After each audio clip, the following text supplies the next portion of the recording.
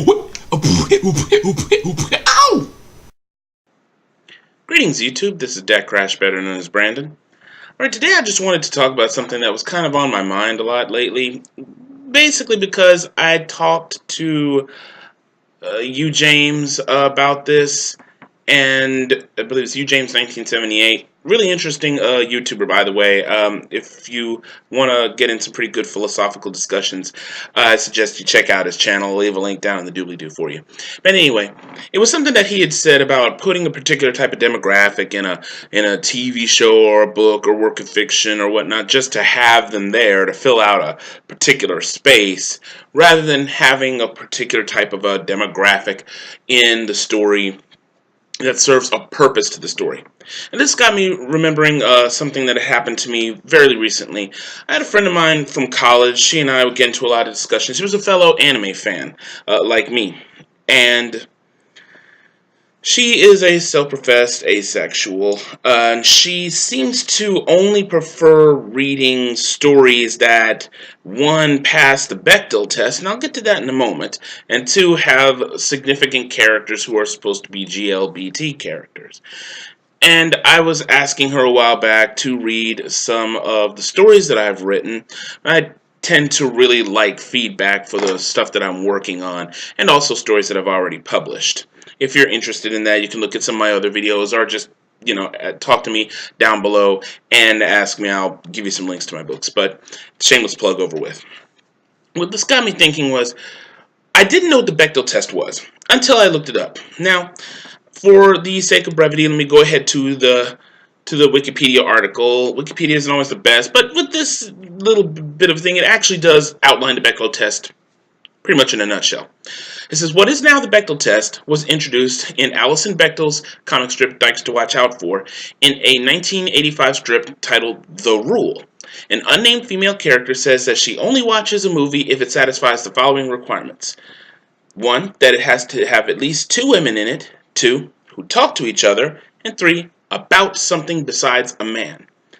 Bechdel credited the idea for the test to a friend and karate training partner, Liz Wallace. She later wrote that she was pretty certain that Wallace was inspired by Virginia Woolf's essay, A Room of One's Own, reproduced in the part above. They talked about Virginia Woolf, what she said, and she said something very, very similar about the way literature was back in her time. Same thing.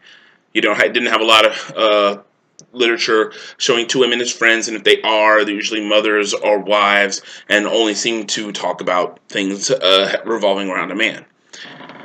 So the test, which has been described as the standard by which feminist critics judge television, movies, books, and other media, moved into mainstream criticism in the 2010s. By 2013, an internet newspaper described it as almost a household phrase, common shorthand to capture whether a film is woman-friendly, and the failure of major Hollywood productions such as Pacific Rim to pass it was addressed in depth in the media. According to Neda Ulabi, the test still resonates because it articulates something often missing in popular culture, not the number of women who we see on screen, but the depth of their stories and the range of their concerns. Now, this does have some truth to it, and I remember when my friend had asked if my stories passed the Bechdel test, I had to look back on some of the stuff that I've written, and really, a lot of my stories don't. And it's not because I don't know that women talk about other things aside from men. I think it was just that I was going with stories that tend to have more focal characters on male characters, or if there are female characters, it's usually just one. And though their lives don't completely revolve around the male character, it just wouldn't pass the Bechdel test because of that. However, when I had read about it, I knew there was something that wasn't quite right about it. That there was something that wasn't fair. It didn't feel fair. Though I liked the idea of the Bechdel test to promote videos, and I keep wanting to say videos, movies and literature that are more female friendly, something didn't feel right about it. Something didn't feel fair about it. But recently, MovieBob, in his series on the escapistmagazine.com called The Big Picture, touched on the Bechdel test and showed why he believes that it really doesn't mean much. Now, what I'll do is I'm going to provide a link down in the doobly-doo for those of you who are interested in seeing this video. In a nutshell, he is basically saying that though the Bechdel test provides an interesting litmus test as to whether a movie is going to have, everything that you really need to have for, to make it woman friendly, does not necessarily mean the characters are going to be all that strong. Some movies, which by definition would fail the Bechdel test, still portray good, strong female characters. Sarah Connor in the Terminator movies, and Ripley in the Alien movies, to be specific about a couple. Now, he goes on and talks about Mako Mori's character in Pacific Rim, which he felt was a very strong character. Now, that I kind of disagree with, because though Mako Mori's character had a sort of a richer depth than most female characters, it wasn't terribly deep. But that's just me. His point still stands in that the Bechdel test is not a very good litmus test for movies, because some movies that actually pass the Bechdel test are movies that aren't exactly all that female friendly. Two that he brought to mind are Bikini Car Wash Company and Debbie Does Dallas.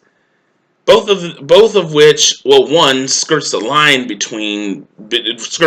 of pornography, and one is just a straight up porn flick. Now, that brought me to that really kind of helped me to reassess what I've been thinking about when I write my stories. And that is, I want to have strong female characters, but I realize they don't have to necessarily pass the Bechdel test for the story to portray women in a very robust light. They simply have to go beyond what people seem to have relegated women to. Yes, a lot of movies and literature portray women just having their lives revolve around a man and only seem to be able to talk about a man. Where women, of course, talk about and do things that revolve around far more than just a man. And I have actually written stuff that has that. I actually produced a story that is available online called A Night at Pink's, in which two women talk about a lot more things than men. I'll leave a link to that one just as a shameless plug for myself, but I just wanted, if in case you were interested, to read it. But that's not the point of my video. This kind of extends into something that me and one of my friends were talking about last night. I have a friend of mine who's a really big anime fan like me. We're both big otaku.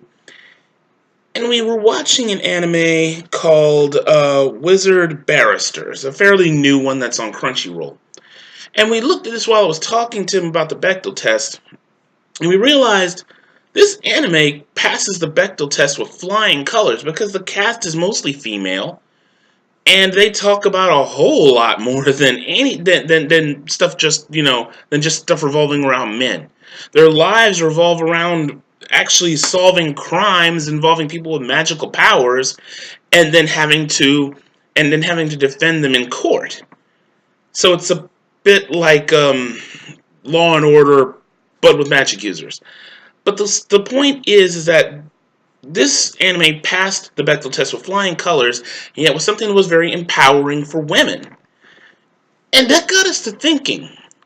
We realized that there's actually a lot of anime out there that passes the Bechdel test. But yet, when it comes to American productions, a lot of it doesn't.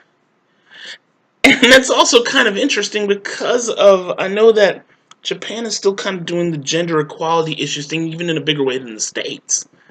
But yet a lot of anime, would pass that test with flying colors, and these characters are, it's not just, the bare minimum saying there's more than one woman, and they talk about something more than just a man.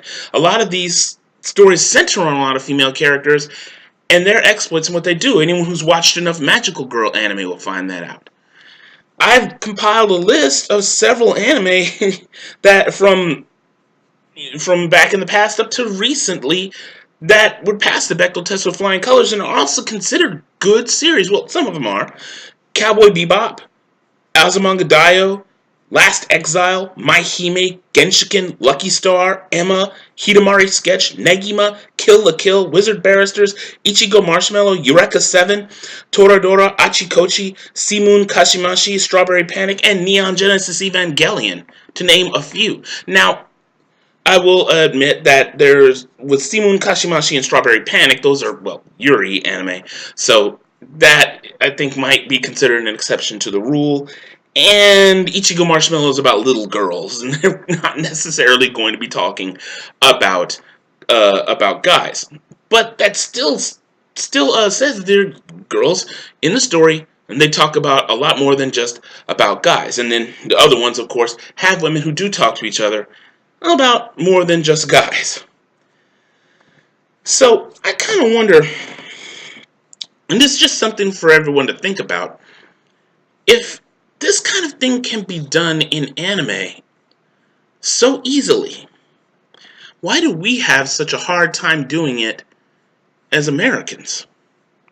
It's a lot of anime that doesn't pass the Bechdel test, but even if it doesn't, we still have a lot of, I didn't mean anime, a lot of American productions that don't pass the Bechdel test.